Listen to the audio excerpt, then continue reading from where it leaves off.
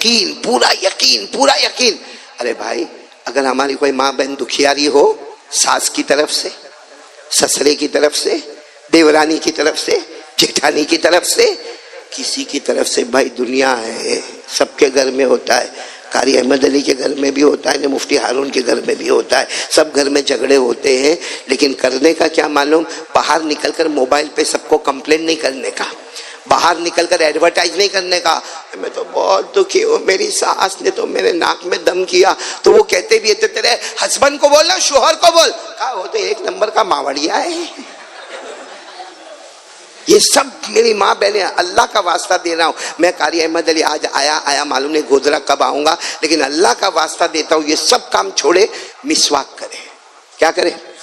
وضو کرے، 2 رکعت نماز پڑھے اور اللہ کو کہے اللہ یہ میری ساس، یہ میری دیورانی، یہ میری جیٹھانی، یہ سماج، یہ سوسائٹی، یہ میرا ہسبینڈ غلط راستے پر، یہ کمیونٹی، اللہ کو کہے اللہ میں بہت کمزور ہوں، میرے سے کچھ نہیں ہوتا، میں نے تیرے حوالے کر دیا. اللہ کہتے ہیں جب فاطمہ نے میرے حوالے کیا، مریم نے میرے حوالے کیا، تو بھی تو آخری نبی کی ایک امتی ہے نا، تو نے بھی میرے حوالے کیا. وہاں میں نے جو کمال کیا وہ کمال آج بھی ہو کے رہے گا انشاءاللہ.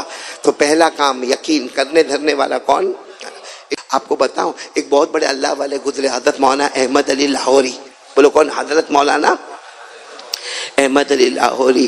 اب ان کے حضرت مولانا احمد علی کے گھر میں فقر و فاقہ ہوتا تھا. بہت امیرہ خاندان کی لڑکی کو لے کر آئے، شادی ہو گئی، رخصتی ہو گئی. پہلے دن کچھ روٹی اور پانی میں ڈبویا. اس کے بعد میں وہ عورت نے، بیوی نے مولانا احمد علی کو پوچھا کہ وہ رات کا کھانا؟ کہا کچھ بھی نہیں ہے. دوسرا دن آیا، کہا آج کا صبح کا بریک فاسٹ، دوپہر کا ڈنر، شام کا لنچ؟ کہا کچھ بھی نہیں ہے. تیسرا دن ہو گیا تو بیوی کو چکر آنے لگی. حضرت مولانا احمد علی لاہوری کی بیوی چکر آنے لگی. تو انہوں نے کیا کہا، دیکھ تو میری بیوی ہے، بات برابر ہے، لیکن تیرے سے صبر نہیں ہوگا، تیرے سے صبر نہیں ہوگا. میرے کو تو فقر و فاقہ میرا کھیل بن گیا ہے. میں تو 2 دن 2.5 دن کے بعد ایک روٹی کھایا نہیں کھایا. تیرے سے برداشت نہیں ہوگا. جا تو اپنے ابا کے گھر جا، جب میرے حالات اچھے ہوں گے نا تب میں تمہیں لینے آؤں گا. اور ہماری محبت میں کوئی رکاوٹ نہیں. میں تیرا شوہر اور تو میری بیوی. تیرے کو چھوڑ کر میں کوئی اور جگہ شادی بھی نہیں کروں گا، لیکن تو تیرے ابا کے گھر جا.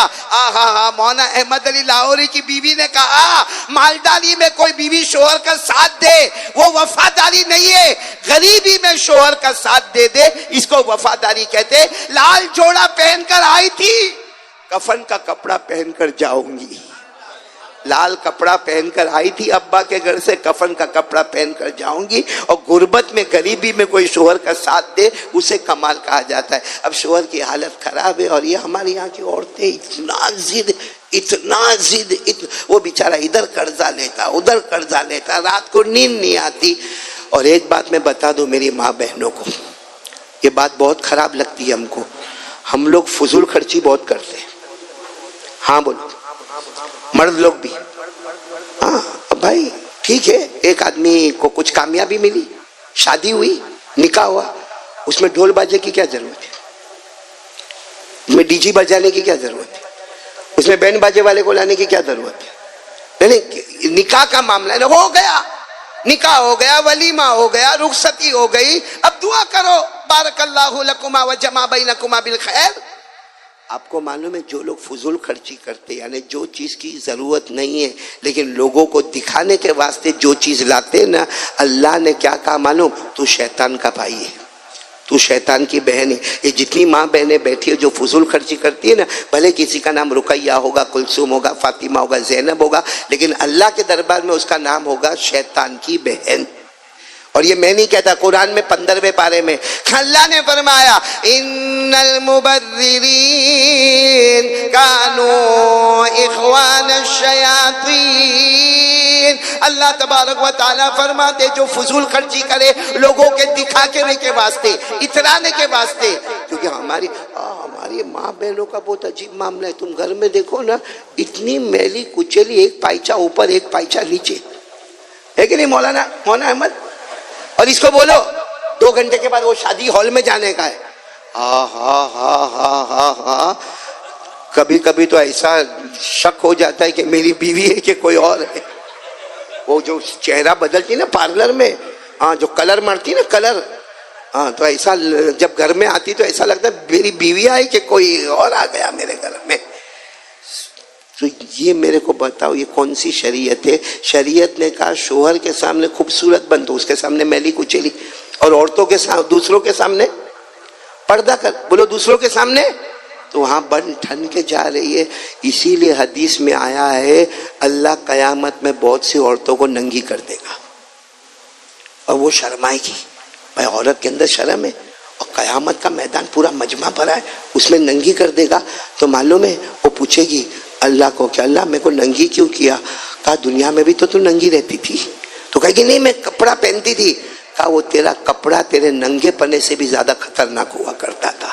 ہمارے نبی نے فرمایا قال رسول اللہ صلی اللہ علیہ وسلم رب کاسیات فی الدنیا عاریات یوم القیامہ. ہمارے نبی نے فرمایا بہت سی عورتیں کپڑا پہنتی ہے، لیکن وہ کپڑا جو ہے نا وہ کپڑا اتنا باریک ہوتا، اتنا چمکیلا ہوتا، اتنا دوسرے مردوں کو متاثر کرنے والا ہوتا کہ اللہ قیامت میں وہ کپڑا اتار کے ننگا ہونے کا عذاب دے گا. اللہ میری اور آپ کی حفاظت فرمائے. ٹائم یہاں پر ختم ہو رہا ہے، میں تیسری بات پر آ جاؤں. ہماری ماں بہنوں کو پہلی بات کیا بتایا؟ کرنے دھرنے والا کون؟ اللہ.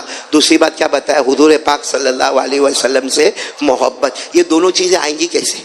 کیونکہ یہ ماں بہنیں سوچتی ہوگی مولانا تو بول کے چلے جائیں گے، مگر آئے گا کیسے؟ تو وہ کام کرو جو حضرت حسین نے میدان کربلا میں آخر میں کیا. جو حضرت حسین امام حسین نے میدان کربلا میں جو آخری کام کیا، وہ نبی کے نواسے نے پیغام دے دیا یہ کر لے ساری امت کامیاب ہو جائے گی. دیکھو حضرت حسین کے جتنے دشمن تھے آج ان کا نام لینے والا کوئی. آج کسی کو پوچھو، یہ تو ہم لوگ کتاب میں پڑھتے تو معلوم ہوتا ہے کہ حضرت حسین کو جو دونوں ہاتھ کاٹنے والا وہ نالائق کا نام تھا زرعہ، اور جس نے لوہے کے سلاخیں ماری اس کا نام تھا سینان، اور جس نے گردن کاٹی اس کا نام تھا شمر، اور ہوا تھا زیاد اور یزید. لیکن آج ان کا نام لینے والا کوئی نہیں، اور قیامت آ جائے گی مگر حضرت حسین کو کوئی نہیں بھولنے والا ہے. آبادی کا ایک ہی راستہ ہے، اور وہ آبادی کا راستہ حضرت حسین نے بتایا، میدان کربلا میں بتایا کہ آپ نے عصر کی نماز پڑھی جبکہ آپ کو معلوم تھا کہ عصر کی نماز میں مجھے شہید کر دیں گے. حضرت حسین کو معلوم تھا یہ لوگ سب میں جیسے سجدے میں جاؤں گا یہ میرے اوپر حملہ کریں گے، مجھے شہید کر دیں گے. لیکن پھر بھی آپ نے طے کر لیا کہ نبی کا نواسا ہوں، جنت کا پھول ہوں، جنت کی خوشبو ہوں، جنت کے جوانوں کا سردار ہوں. میرے بدن میں لہو بہتا ہے تو شیر خدا حضرت علی کا، میرے بدن میں غذا دوڑتی ہے تو حضرت فاطمہ کی، میرے سر پر پرورش کا ہاتھ ہے تو نانا جان محمد رسول اللہ کا. یہ ساری ٹرافی ہونے کے باوجود، سارے انعام کے باوجود میں فیصلہ کر کے جاؤں گا کہ نبی کا نواسا جان دے دے گا لیکن نماز کو قضا نہیں ہونے دے گا. ایک بات بتا کر بات ختم کروں. حضرت حسین کی شان، لوگ شان بتاتے نا، میں کہتا ہوں محرم میں سب لوگ حضرت حسین کے مناقب اور شان. میں آپ کو ایک شان بتا دوں جس سے معلوم ہوگا کہ حضرت حسین رضی اللہ تعالیٰ عنہ. ایک مرتبہ ہمارے نبی گھر میں چل رہے تھے، حضرت حسین کو اپنے کندھوں پر بٹھایا تھا. جیسے نانا اپنے نواسے کو بٹھاتے نا، تو ہمارے نبی بھی نانا تھے، نواسے کو کہاں بٹھایا؟ کندھے پر بٹھایا اور بٹھا کے لے کے جا رہے. لیکن اتنے میں حضرت عمر آ گئے. تو حضرت عمر نے دیکھا کہ حضرت حسین نبی کے کندھے پر بیٹھے، تو کہا حسین حسین تیرے کو سواری بہت اچھی مل گئی، حسین تم کو سواری بہت اچھی مل گئی. تو ہمارے نبی نے عمر کی طرف دیکھ کر کہا سواری کو مت دیکھو، سوار بھی تو بہت اچھا ہے، سوار بھی تو بہت اچھا ہے. اور یہی حضرت عمر جب امیر المومنین بنے کیا بن گئے؟ 22 لاکھ مربع میل پہ اکیلے حکومت کرتے تھے. معلوم ہے بچہ سوتا نہیں تھا تو ماں کہتی تھی سو جا، عمر آئیں گے، عمر آئیں گے. عمر کا رعب، دبدبا، شیطان بھاگتا تھا حضرت عمر سے. ایک مرتبہ حضرت حسین ہے نا اپنے دوستوں کے ساتھ بیٹھے، میں جیسے یہاں پر بھی گودرا میں ہوٹلے پر بیٹھتے ہوئیں گے نا، بیٹھتے ہوں گے نا، چائے، توا، آملیٹ، موبائل. تو حضرت حسین بیٹھے تھے، لیکن اس وقت قرآن حدیث کا مذاکرہ ہو رہا تھا. حضرت حسین بھی جوان، ان کے دوست بھی جوان، اور قرآن حدیث کا مذاکرہ. اتنے میں ایسا لگا دور سے کچھ روشنی نظر آئی، ہاتھ میں بتی. تو کہا کوئی آ رہا ہے، آدھی رات کو کون آ رہا؟ اتنے میں پتہ چلا عمر آ رہے، عمر آ رہے. عمر کا نام سن کے سارے بھاگے. ارے سارے بھائی نے جوان بھی ڈرتے تھے, کہا عمر عمر امیر المومنین بھاگو بھاگو بھاگو بھاگو. حضرت حسین نہیں بھاگے. بولو حضرت حسین وہیں بیٹھے رہے. تو حضرت عمر آئے, السلام علیکم. انہوں نے بھی کہا وعلیکم السلام ورحمۃ اللہ وبرکاتہ یا امیر المومنین. انہوں نے بھی بڑے ادب سے کہا امیر المومنین تم پر بھی اللہ کے. تو حضرت عمر نے کہا سب بھاگ گئے, میرا نام لے کے بھاگو بھاگو, تم نہیں بھاگے؟ تم کو ڈر نہیں لگا مجھ سے؟ کون کہہ رہے؟ انہوں نے کیا کہا معلوم ہے؟ عمر کیوں ڈر لگے گا آپ سے؟ کیونکہ اگر دیکھنے جاؤ تو اینڈ آف دا ڈے دیکھنے جاؤ تو آخری معاملہ تو یہی ہے کہ تم میرے نانا کے غلام ہو. حکومت اپنی جگہ پر, بادشاہت اپنی جگہ پر, حقیقت میں تم میرے نانا کے. کوئی اور بادشاہ ہوتے تو غصے ہوتے نا. حضرت عمر نے اپنا امامہ اتارا, حضرت حسین کے پاؤں پہ رکھ دیا, پگڑی اپنی حضرت حسین کے پاؤں پہ رکھ دیا اور کہا حسین جو جملہ تو نے ابھی کہا ہے کل قیامت میں نانا کے سامنے بھی بول دینا. کل نانا کے سامنے ایک بار بول دینا کہ میں تیرے نانا کا غلام ہوں, کیونکہ آقا جنت میں جائیں گے تو غلام کو بھی جنت میں لے کر جائیں گے. تو میری ماں بہنیں بات ختم کر رہا ہوں. 3 کام کرنا ہے. سب سے پہلا کام بولو لا الہ, اللہ پر بھروسہ. فَاعْلَمْ أَنَّهُ لَا إِلَهَ إِلَّا اللَّهُ, پہلا کام. اور دوسرا کام حضور پاک سے محبت. قُلْ إِن كُنتُمْ تُحِبُّونَ اللَّهَ فَاتَّبِعُونِي.